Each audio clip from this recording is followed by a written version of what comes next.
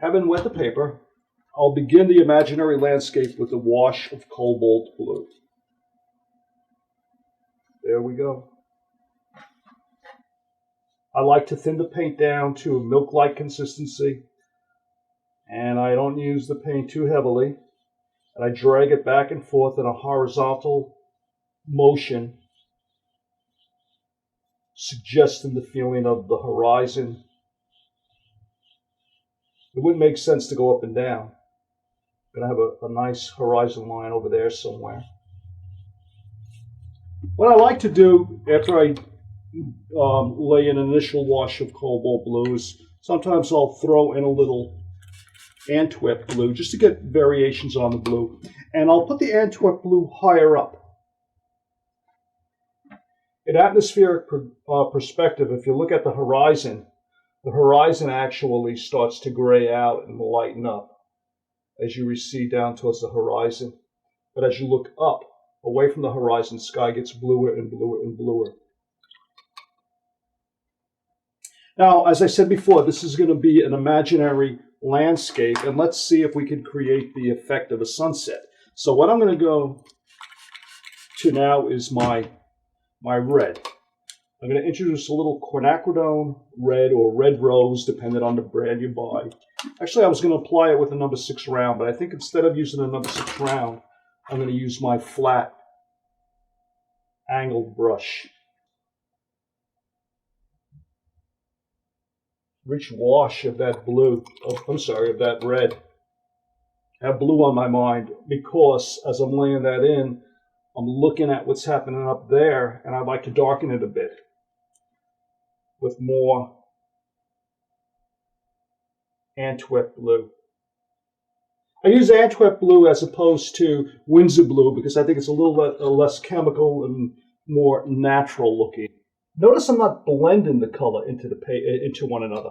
I'm letting it run on its own, and that's an important thing to keep in mind. Don't actually blend the colors on purpose. Allow them to run into each other and create their own natural effects. Yes. Eventually I'm going to have a horizon right about here, where the mountains begin. I think what I'd like to do is take this tissue that I've been blotting up everything I spill and put in some clouds. So what I'm going to do is sweep it across wet paint. Yeah. Even over here, press into it a little bit more.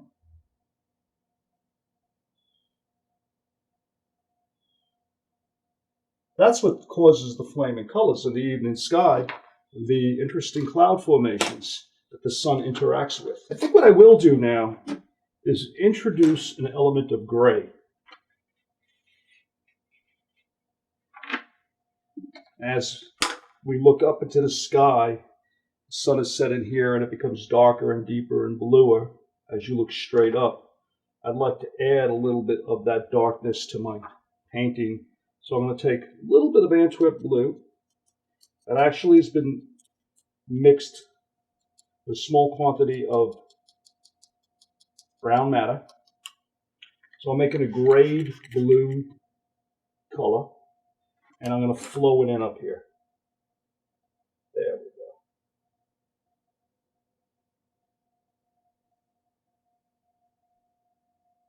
Not going to work it too much.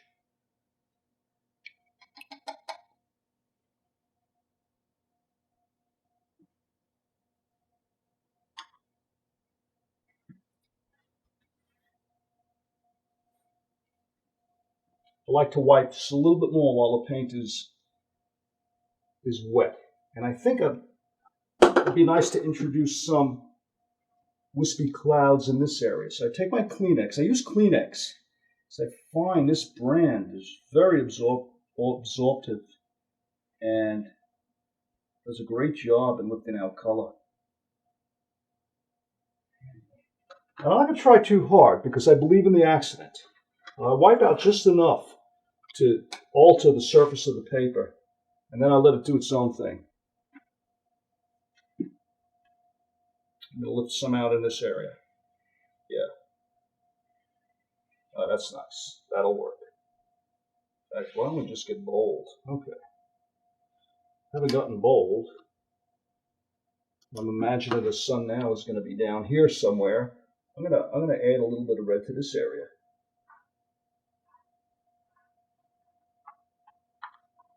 And maybe right over here. Although I'm adding color, I'm not mixing it on the paper. I'm just flowing in washes of color and letting the accidents occur.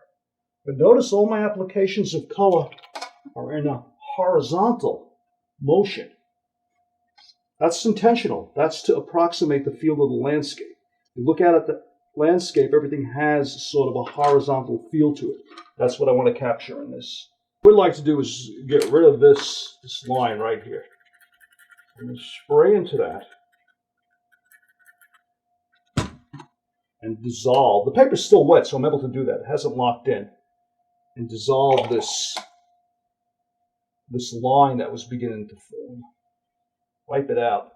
I need a clean piece of tissue. I'm going to use a paper towel for this purpose. There we go.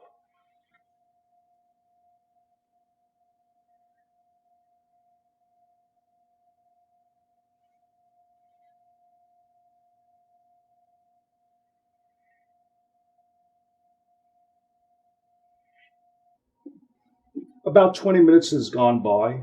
It's dry. And I'm going to apply a wash of cobalt blue to create the most distant mountain range. I'll add a little water to the blue.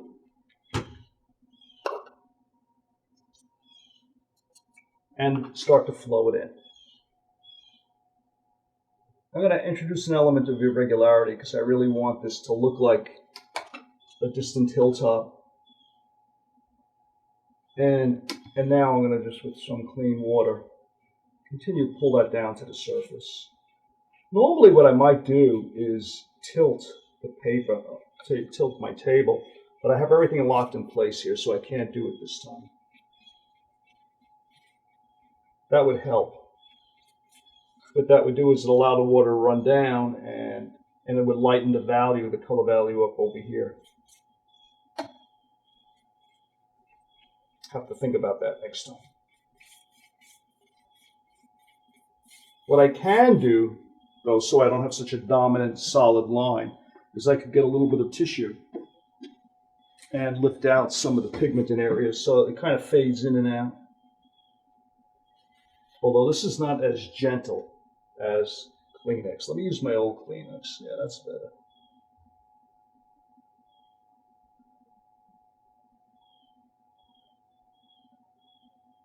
Okay, that's not bad.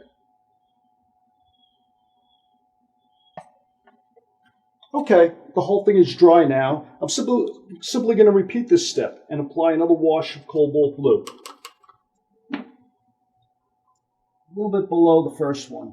And what I'll do, I'm not going to repeat the same type of linear pattern that I did in my initial wash because I want to introduce an element of variety, make it look like a naturally occurring landscape.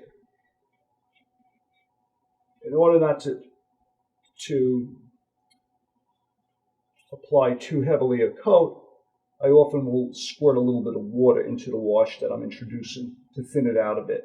I want the washes to be subtle, the separations between the layers to be fairly subtle, suggesting the effect of an atmospheric perspective. I want the end result to be as natural as possible. Yeah, that's kind of nice. That's all. That's so simple. But the preceding layer has to be bone dry before you can do this. And looking at what I have here already suggests the possibility to pick a little of this sky color up in the mountain range. So I'm going to go to my red, my rose red, Winsor Newton rose red. And I'm going to wash in just a little bit of that color, right? Too much. Wet down, rinse off my brush, yeah, and spread what I have there. That's better. Good.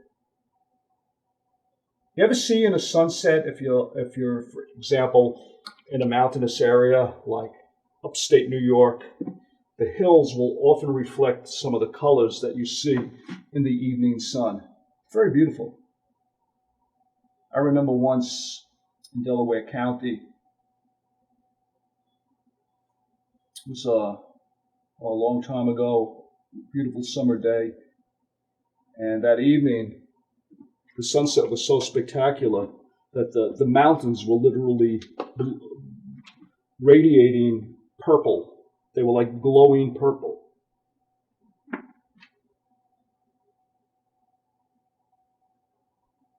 Very surreal experience to be engulfed in purple light. See what's happening as I play with this? I'm not introducing earthy colors at this point. I want the feeling of veiled washes of atmospheric color that you would see when looking off in the distance. I was thinking of something right over here. Maybe I'll leave it. With watercolor, it's important to keep two things in mind. Number one, paraphrase nature. Don't attempt to copy it exactly. Number two, less is more. I could add a third thing to that. Don't go into it with your brush and attempt to blend the color. Let the color blend on its own. Now that this is nice and dry, I'm going to apply what might be the final wash to create the distant mountain ranges. I think maybe 3 is good, and then we'll switch our gears and establish a water area. So once again, I'm going to dilute my cobalt blue. Notice I've been using cobalt blue for all of the washes. It's a beautifully natural color and lends itself to the illusion of atmosphere. Yeah, that's good. Little variety there. Maybe we'll drop down low here. Create a sense of asymmetric balance. And resort to just plain water. I'm intentionally lightening it up towards the bottom of the picture. Now what I'm going to do, move my blue out of the way so I don't spill it. I often spill these paints. Remember what we said before? The mountain picking up a little bit of the ambient light from the setting sun. I'm going to do that again. Only this time I'm not going to be as heavy. Yeah, remember last time I had to blot out a little of the excess? There we go. Yeah. A little bit of burnt sienna. Beautiful color. Beautiful brown color. Yeah, I think burnt sienna is one of my favorite colors.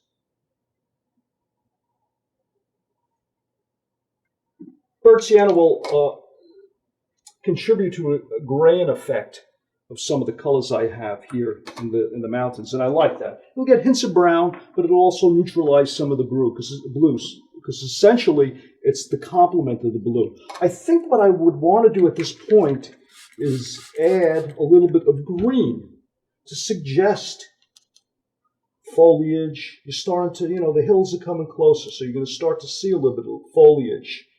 Actually, these would be green mountains, but the intervening mass of atmosphere in between you and the hill that you're looking at creates the blue effect.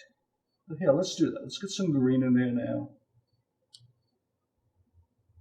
I'll carry it down to here. I like that. And I'm going to wet it so it bleeds.